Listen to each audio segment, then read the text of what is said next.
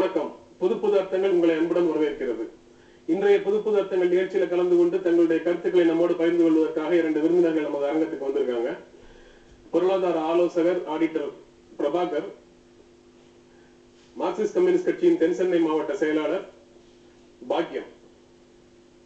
ஒவ்வொரு செய்தியையும் நாம படிக்கும் போது அது நமக்குள்ள சில உணர்வுகளை கொடுக்குது. இன்றைக்கு சில செய்திகள் எங்களுக்கு சில உணர்வுகளை கொடுத்திருக்கு. அது என்ன நம்ம ஒன்னா பார்க்கலாம். செய்தியும் உணர்வும்.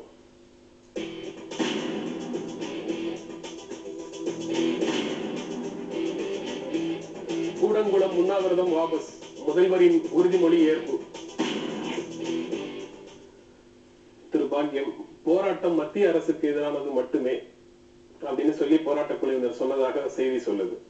இது முதலமைச்சர் ஜெயலலிதாவினுடைய காங்கிரஸ் எதிர்ப்பு நிலைக்கு கிடைத்த ஒரு ஆதரவுன்னு எடுத்துக்க முடியுமா?